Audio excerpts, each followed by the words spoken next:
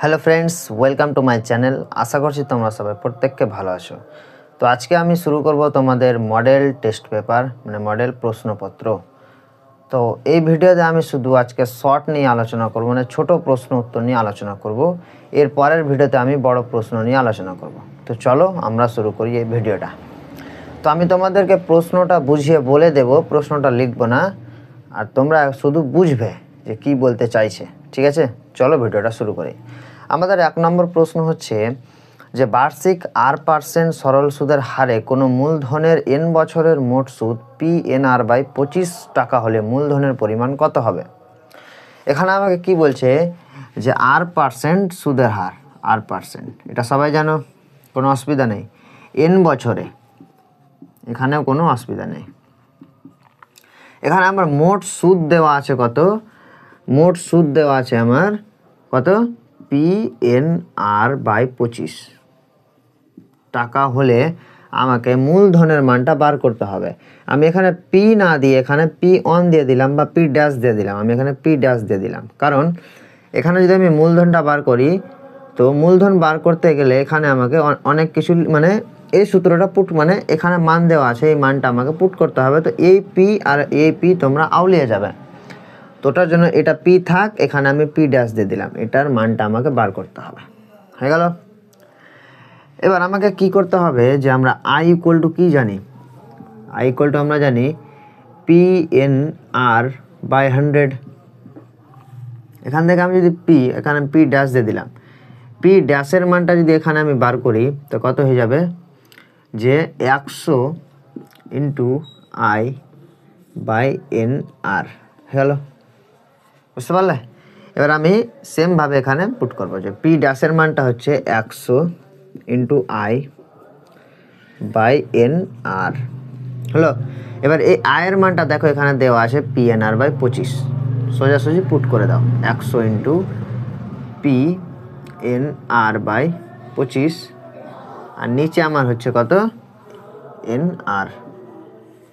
কাটাকুটি করো, এখানে কি কি কাটছে যে NR আর NR কেটে যাচ্ছে, 4 25 100। তো আমার এখানে পি ড্যাশের মানটা কত আসলো, পি ড্যাশের মানটা আসলো 4P। বুঝতে পারলে? ওটার জন্য বলছি যে একটু পিতে আউলিয়ে যাবে। এখানে আমি এটার জন্য পি ড্যাশ দিলাম, এখানে পি দেওয়া আছে। তো আমার ফাইনালি মূলধনের মানটা কত আসলো, 4P আসলো। আর তোমাকে এখানে অপশান দেওয়া আছে 4টা, একটা হচ্ছে 2P, একটা হচ্ছে 4P, একটা হচ্ছে P/2 আর একটা হচ্ছে P/4। তো এখানে তোমার মূলধনের মানটা আসলো 4P, মানে option B is the correct answer. বুঝতে পারলে? আশা করছি তোমরা বুঝতে পেরেছো। চলে যাবো এবার 2 নম্বর অঙ্কটা।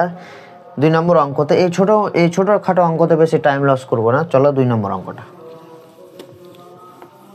2 নম্বর অঙ্কতে বলছে যে √25 থেকে √5 বাদ দিলে কত আসবে। একটু তোমরা বার করো, আমি তাড়াতাড়ি বার করব। যে √125 থেকে √5 বাদ দিলে কত আসবে।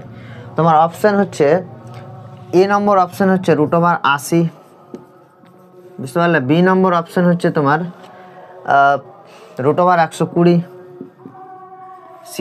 সি অপশান হচ্ছে তোমার √100, আর ডি নম্বর অপশান হচ্ছে নান অফ দিজ, মানে কোনোটি নয়। তো এখানে আমি মানটা বার করি যে √125 মানে কি, 125 মানে হচ্ছে 5 ইন্টু 5 হয়ে গেল, আর এখানে √5 থেকে গেল। এই দুটো 5 থেকে আমি একটা 5 বের করে দেবো, 5 √5 মাইনাস √5, 5 √5 থেকে একটা √5 বিয়োগ করবো, তো 4 √5 হলো। এবার এই 4টা বাইরে আছে, কারণ আমার অপশানে দেখো √80 আছে, 120 আছে, 100 আছে, মানে আমার রুটের বাইরে কোনো সংখ্যা দেওয়া নেই। তো এই 4টাকে আমি রুটের ভেতরে ঢুকে দেবো। এবার 4টা যদি রুটের ভেতরে ঢুকে তো 2টা হয়ে ঢুকবে। তো 5 ইন্টু 4 ইন্টু 4, কারণ আমি রুট থেকে 2টা সংখ্যা থেকে একটা সংখ্যা বের করছি, তো ওই একটা সংখ্যা ভেতরে ঢুকবে, তো 2টা হয়ে ঢুকবে। তো এটা হয়ে যাবে 4 5 20, আর 4 2 8 80, মানে √80 চলে আসছে আমার answer. A option is the correct. বুঝতে পারলে?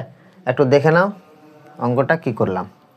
দুটি ভিন্ন এককেন্দ্রীয় বৃত্তের স্পর্শকের সংখ্যা কত হবে। দুটি ভিন্ন এককেন্দ্রীয় বৃত্তের স্পর্শকের সংখ্যা। মানে এখানে আমি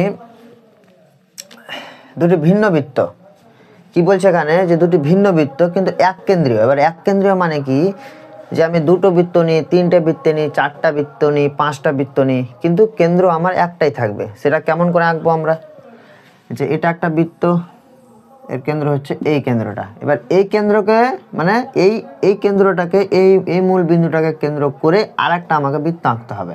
তো এর ওপরে আমি একটা বৃত্ত এঁকে দিলাম, বুঝতে পারলে? তো এখানে কি কোনো জায়গায় স্পর্শ হলো? মানে দুটি ভিন্ন বৃত্ত, এটা একটা আলাদা বৃত্ত, এই নিচেরটা একটা আলাদা বৃত্ত, কিন্তু আমার কেন্দ্র হচ্ছে একটাই। তো এই দুটো বৃত্তর মধ্যে কি কোনো স্পর্শ হয়েছে? কোনো স্পর্শ হয়নি। তো এখানে স্পর্শকের সংখ্যা হচ্ছে 0, বুঝতে পারলে? অ্যান্সার হচ্ছে 0, এই অপশান ইজ দ্য কারেক্ট। এটা হচ্ছে 0 হলো। চলে যাবো তারপরে প্রশ্নে। বলছে থিটা ধনাত্মক সূক্ষ্মকোণ হলে sine theta less than tan theta. B দাগের অপশান হচ্ছে sine theta equal to tan theta, sine theta greater than tan থিটার। ডি দাগের অপশান হচ্ছে কোনোটি নয়। তো আমি এক্ষেত্রে কোনটা মানে সঠিক হবে? এবার সূক্ষ্মকোণ মানে আমরা এখানে বুঝবো, সূক্ষ্মকোণ বলতে আমরা কি বুঝি? সূক্ষ্মকোণ মানে হচ্ছে যে কোণটা 90 ডিগ্রি থেকে কম, যে কোণটা আমার কি 90 ডিগ্রি থেকে কম, তাকে আমরা কি বলি? সূক্ষ্মকোণ বলি। তো আমি এখানে যদি একটু দেখি যে আমার এ দাগের অপশানটা কি বলছে, আমি একটু এটা মুছে দিলাম, আমি এটা একটু মুছে নিলাম।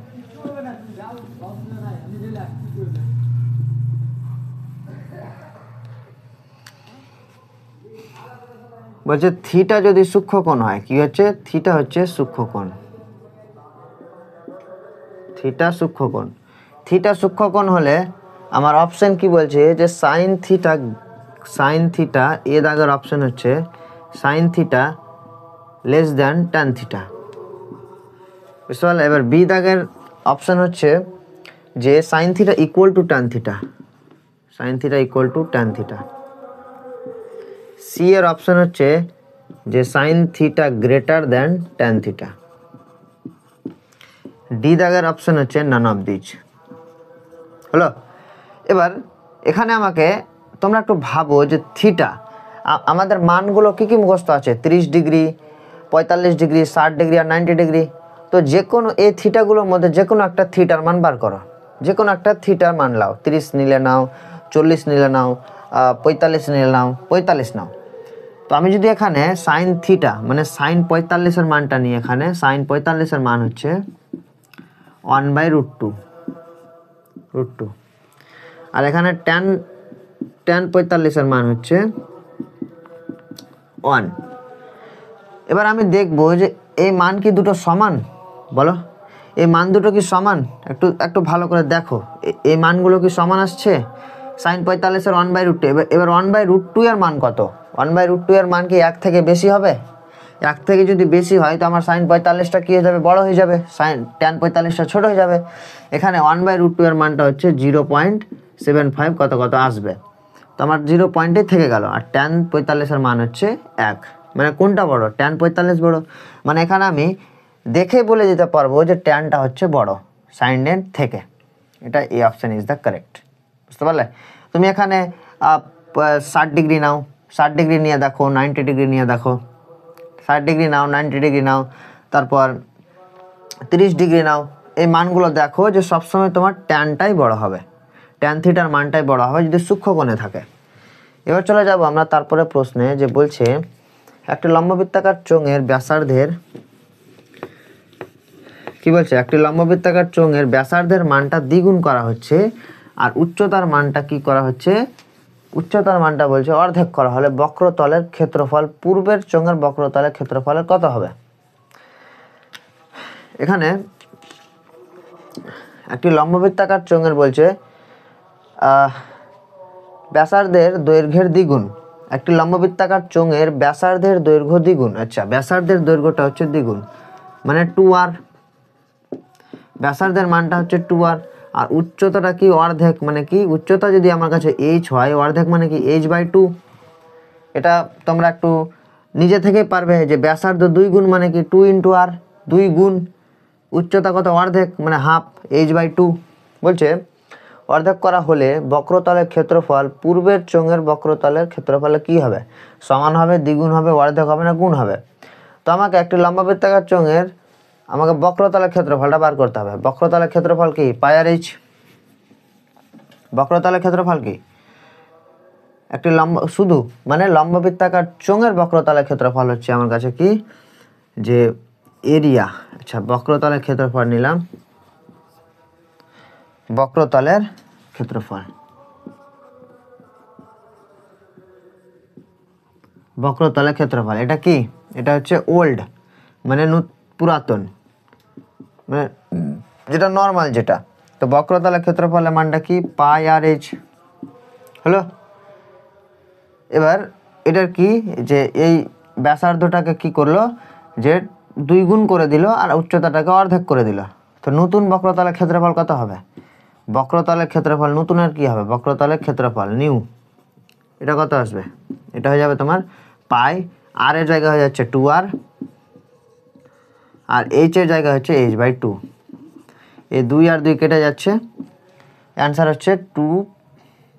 আচ্ছা 2 2 কাটবে, আর কেটে দিচ্ছি, 2 2 কাটলো, এখানে আমার পাই আর এইচ থেকে গেল। বুঝতে পারলে?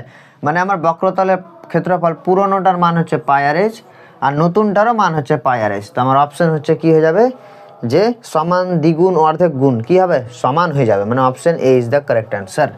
বুঝতে পারলে? তোমরা একটু ভালো করে দেখে নাও যে ব্যাসার্ধটা আমি 2 গুণ করলাম আর উচ্চতাটা আমি অর্ধেক করলাম, তাও আমি দেখতে পাচ্ছি যে আগের বক্রতলের ক্ষেত্রফল আর যেটা নতুন বক্রতলের ক্ষেত্রফল আসলো, সে দুটো কি আসলো? সমান চলে আসলো। মানে এক্ষেত্রেও পাই আর এইচ আসলো, এক্ষেত্রেও পাই আর এইচ কি আসলো। আচ্ছা, লাস্ট অঙ্ক আমরা চলে যাব। লাস্ট অঙ্ক, এই অঙ্কগুলো তোমরা মনোযোগ সহকারে দেখবে, কারণ আমি প্রশ্ন নিয়ে আসিনি। প্রশ্ন আমার আছে, প্রশ্ন আমার টুকু হয়নি আজকে, শুধু তোমরা বুঝবে। বুঝতে পারলে? কারণ কোশ্চিন অনেকটি আছে। 6 দাগের অঙ্কটা, এটা হচ্ছে লাস্ট অঙ্ক, যে সামেশন দিয়ে অঙ্ক আছে, summation of x i by n, n আছে, আচ্ছা এন এর মানটা হচ্ছে কি এক্স বার হলে আমাকে মানটা বার করতে বলছে। সামেশন অফ এক্স আই এর মানটা আমাকে বার করতে হবে, যে summation of x i summation of x i minus a by n এর মানটা আমাকে বার করতে হবে। তো কী করতে হবে আমাকে?